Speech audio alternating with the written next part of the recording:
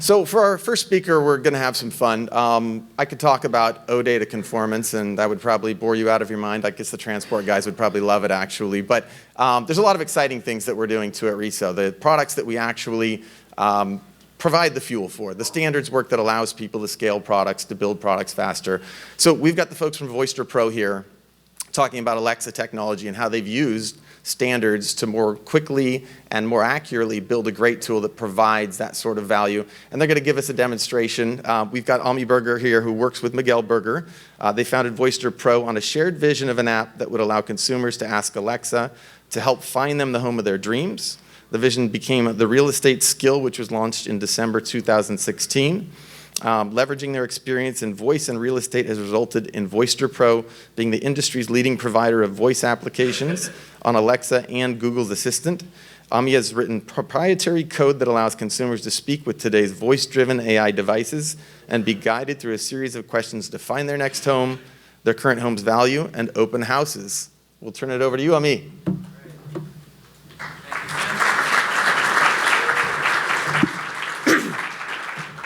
Hi, everyone. Thank you, Sam. Thank you, RESO. I'm Ami Berger, co-founder and CTO of Voiceter Pro, and Sam was talking about the smartphone experience. Well, I'm here to tell you about what comes after that, and that's the voice experience.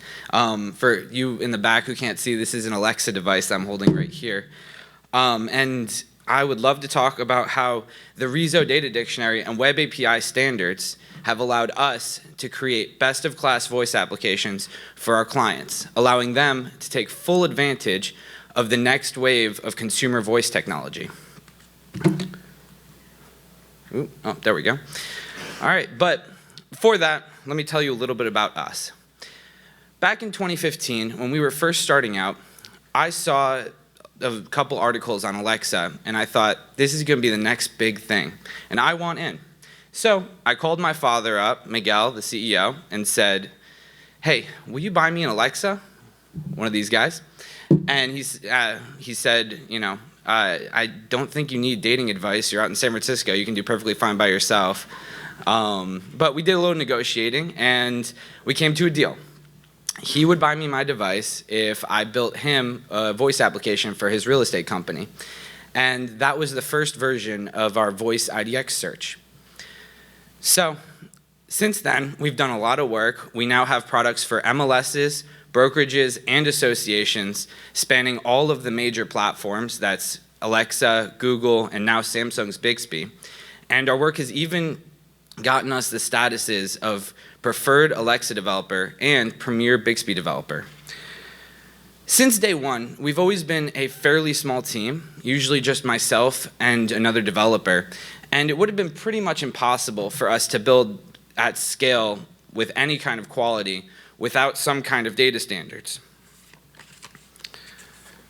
So, as you can imagine, as a developer, having to build a one-off integration for every single client would have been a huge headache, if not impossible. But luckily, like I said, there are some standards now, and we've been able to figure them out. But before that, back in 2016, when we were looking to launch that V1, we were going out and trying to find some RETS data to be able to run this search. And we talked to a bunch of people, and everyone said, wow, that is a great idea. We would love to see it implemented. Unfortunately, it's going to be basically impossible for you guys to get good RETS data. And let's say that you do, it's not normalized. So you're not going to be able to use it at scale.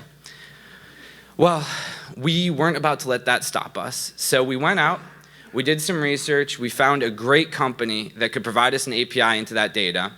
And at the end of 2016, we actually launched that first version. And you know, what do you know? We started generating some revenue off of it. Much to everybody's surprise, it was really cool back then. Fast forward to 2018, and we're actually looking to build a new product for associations because, you know, we had the brokerages covered, we'd started working on MLS products, but associations was kind of the next big market for us. This turned out to be a content delivery system for associations that was run off of their data. And as you can imagine, every association has their own API, and every API has its own standard. So This was not some trivial, easy task like it was for integrating the IDX data, since we had to go and create a custom integration for each API. We had to learn about each API's data and normalize it so that we could easily consume it at scale. And then once we'd done all of that, we had to constantly be monitoring the APIs in order to make sure that they didn't break or change and break our clients' products, which obviously is not something that we wanted to do. So we managed to do a lot of that because the data we were dealing with is relatively simple. You know, we're just talking about events and headlines for the most part. So we kind of built our own integrations, our own API, our own standards. And I like to think that maybe at some point in the future, we can actually provide an API back to the associations to allow them to have kind of a standardized API that would drive innovation. We actually chatted with Sam a little bit earlier about some things RESO is doing on that front, and I think it's definitely something that's needed and something that would be very, very cool.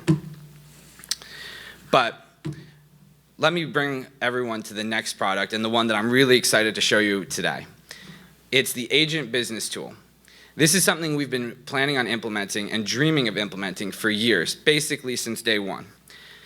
It's a daily tool that any agent can use to access whatever data they want in the MLS via voice. It's built directly off of the MLS data, so as you can imagine, it's not very simple, it's not small data, it's not as easy to deal with as the associations, and it also deals with listings, which, as we know, can show up in any form, way, shape, depending on where it's coming from. There's no way that with such a small team we could normalize all this data and handle all these different APIs, and that's actually one of the reasons why it took us so long to get here. But now we're lucky enough to have the data dictionary to be able to give us our standardization in data and consistency, and give us the ability to build one integration for all of our clients that will work across any of the MLS providers. Oop, too far. There we go. So, data standardization allows us to move fast and break things because we don't have to worry that the data is going to be broken. And we can thank RESO for that. We also don't have to worry about consistency because no matter where the listing is coming from or what the input method for it was, we have a pretty good confidence that we're going to see consistent data across any MLS. And the API specs won't change, so we can then free up all of those resources that we spent learning and monitoring all of those different APIs to be able to build the next cool thing for everybody. But the best part, it's across all of the MLS providers, so we don't have to worry about those one-off integrations for every single client, and we can actually move really quickly and get it out into everybody's hands as quick as people can come and get it. This has enabled me to quickly and easily develop a scalable integration that will work for anybody that the business guys can throw my way. It allows us to deliver a consistent experience as advertised to any of the potential clients that we're talking to. And this is a huge deal for us because one of the hardest parts of my job is going back to our client and saying, I'm sorry, I would love to implement that feature for you, but your data doesn't support it. And I really hate doing that. So I'm excited about this. And finally, the web API gives us one standard. And this is important for a lot of reasons for us. First and foremost, it shaves hours off of our development time for each client because, again, I'm not just learning new API standards every day. I can just focus on this and actually get to the important stuff. But it also helps us bring new engineers up to speed really quickly because now, instead of having to teach them 100 different APIs, we can teach them one API standard, and they can actually get to making meaningful contributions on our team much, much faster, which is really important for such a small, growing team that we don't have to spend a ton of time training new engineers. Now, without further ado, I would like to show you the future of accessing your data, brought to you by RESO, the Data Dictionary, and the Web API.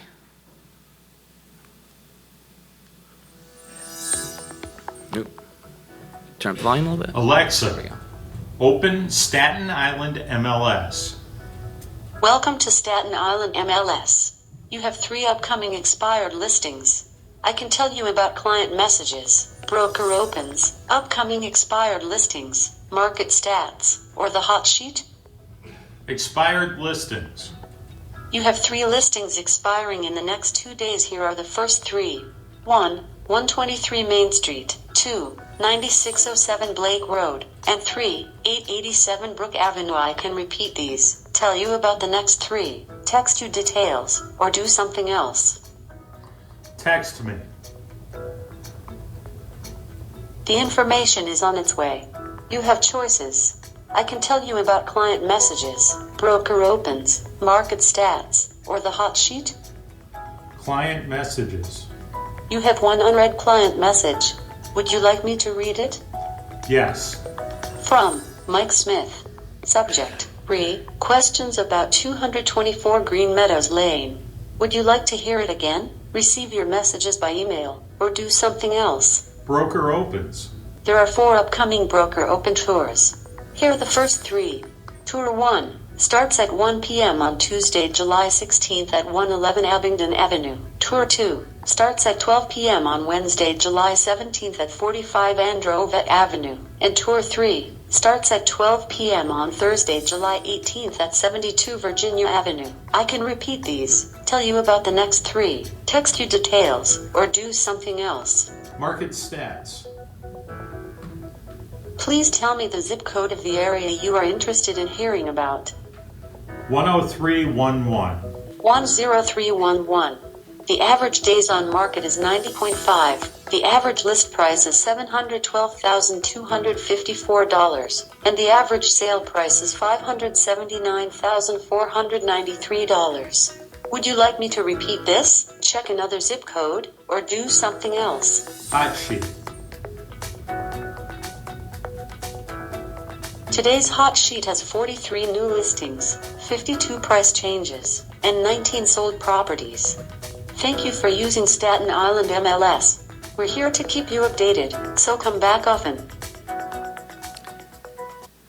All right, and I'd like to thank RESO, Staten Island MLS, and all of you for your time today. And if you'd like to see a live demo of that or any of our other offerings, please find me in the hallway, as I love to talk about voice and the data standards. Thank you.